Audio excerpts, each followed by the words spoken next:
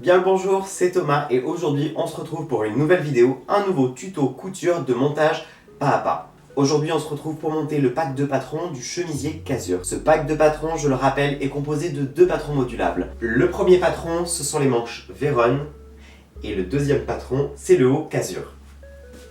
Bien évidemment, si jamais tu possèdes un ou plusieurs éléments de ce pack de patrons, tu as la possibilité de racheter sur notre site fabricartem.com un ou plusieurs éléments pour composer ce pack et faire l'assemblage avec nous.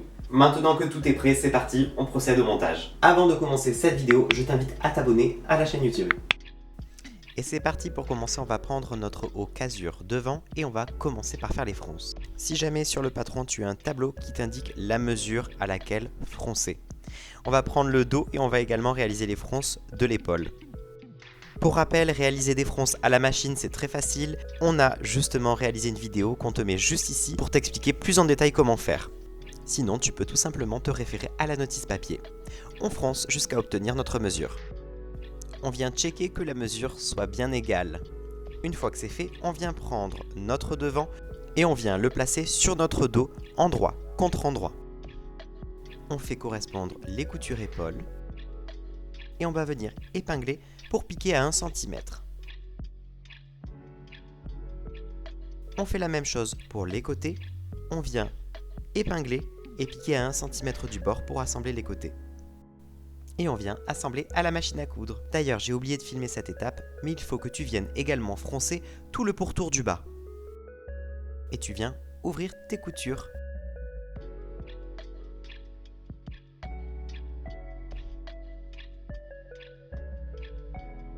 On prend maintenant nos deux parmentures devant et notre parmenture dos. On vient déplier le tout et les positionner endroit contre endroit et on épingle les petits côtés. Une fois que cela fait, on vient piquer à la machine à coudre à 1 cm du bord libre.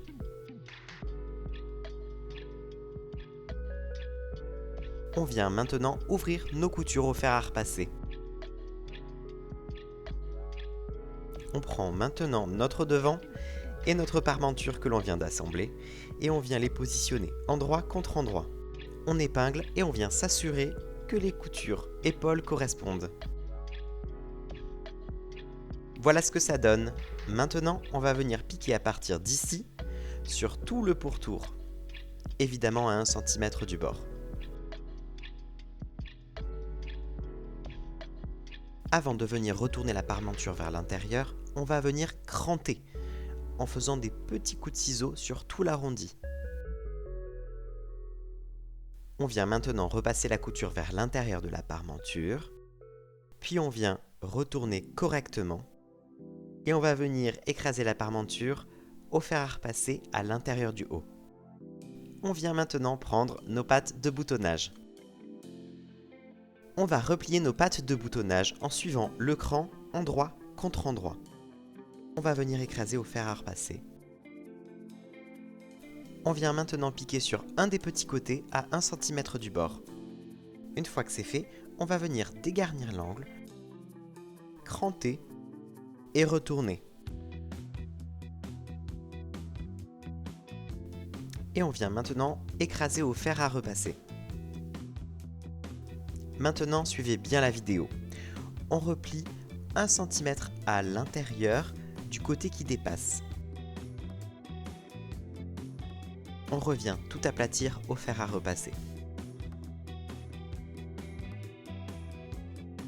Voilà ce que ça donne une fois déplié. On vient maintenant placer le côté qui n'est pas replié vers l'intérieur directement sur le rebord, endroit contre endroit. On vient épingler sur tout le long. Une fois qu'on l'a fait pour le côté droit, on va venir également le faire pour le côté gauche.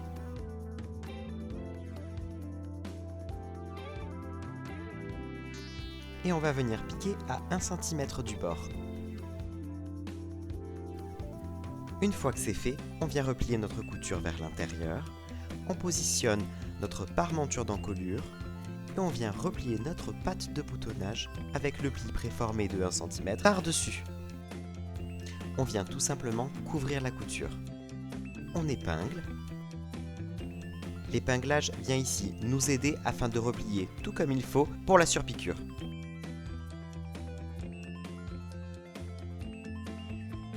Voici ce que ça donne une fois que tout est bien épinglé.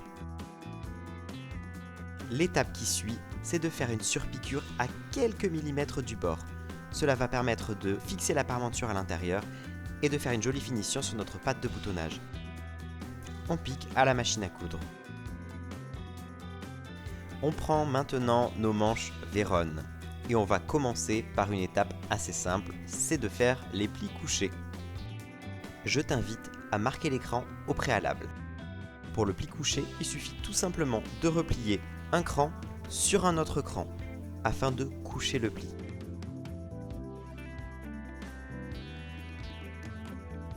Une fois tous les plis pré-épinglés, on va venir faire une petite piqûre pour les maintenir à 0,5 mm du bord. Ah oui, et je t'invite grandement à marquer le devant.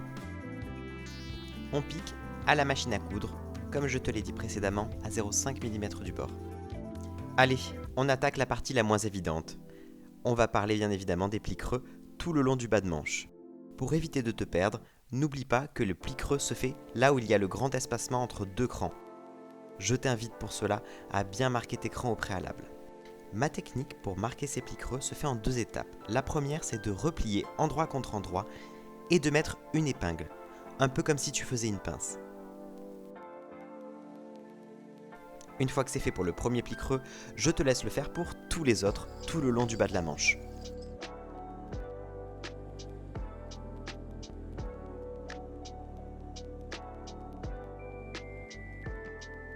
Voilà ce que ça donne avant de passer à la seconde étape. La seconde étape consiste à retourner sur l'envers et à venir écraser tes plis à l'aide de tes doigts. Tu vas venir, en plus de cela, mettre une petite épingle pour préfixer ton écrasement. Une fois que c'est fait, je te conseille d'écraser au fer à repasser. Si c'est pas très parlant, je te laisse regarder l'image. Voici ce que ça donne une fois tout écrasé. On va venir faire une petite piqûre à 0,5 mm du bord.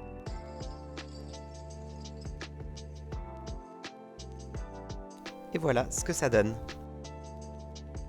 On va prendre notre manche que l'on va venir retourner endroit contre endroit et on va venir y faire notre piqûre de notre dessous de manche. On pique à la machine à coudre à 1 cm du bord. On ouvre nos coutures au fer à repasser. On prend maintenant notre poignet. On va venir le plier en deux. On vient tout épingler. Et on va venir piquer de ce cran-ci jusqu'au bas. Et on fait pareil de l'autre côté, de ce cran-ci jusqu'au bas. Évidemment à 1 cm du bord. C'est vrai que je le dis jamais, mais ce que tu fais pour une manche, il faut que tu fasses la même chose pour la deuxième. Évidemment, ça paraît logique.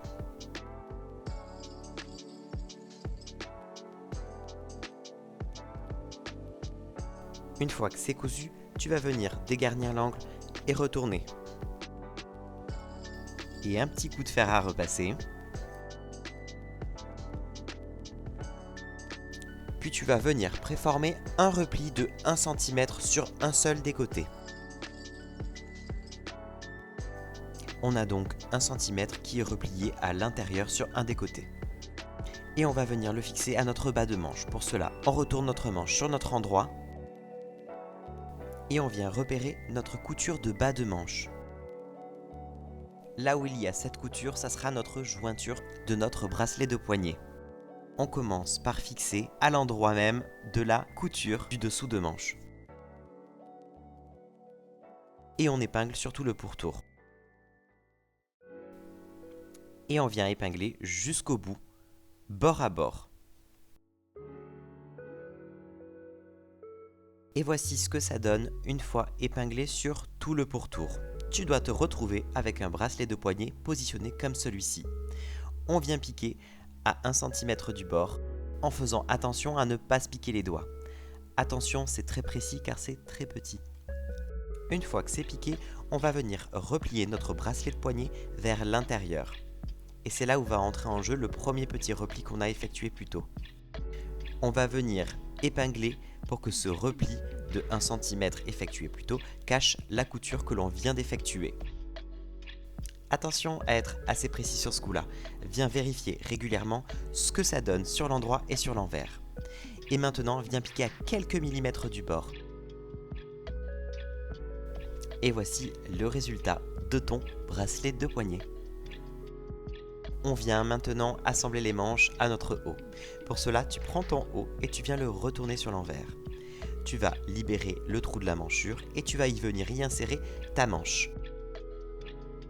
Fais attention à deux choses. La première, c'est que ta manche devant corresponde bien avec ton devant haut et que les coutures dessous de manche correspondent bien avec les coutures côté. Une fois tout le pourtour épinglé, on vient piquer à 1 cm du bord.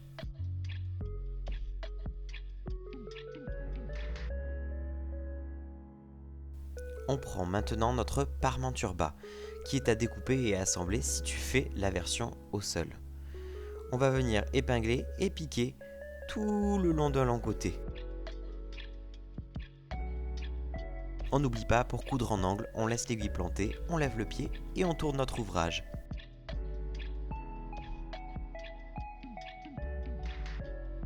On dégarnit les angles, on crante, on retourne sur l'endroit et on va venir repasser comme il faut.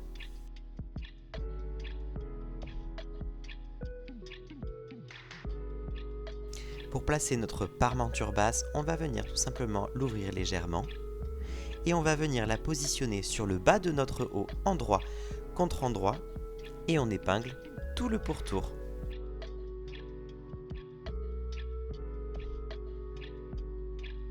Une fois épinglé, on assemble avec une piqûre à 1 cm du bord.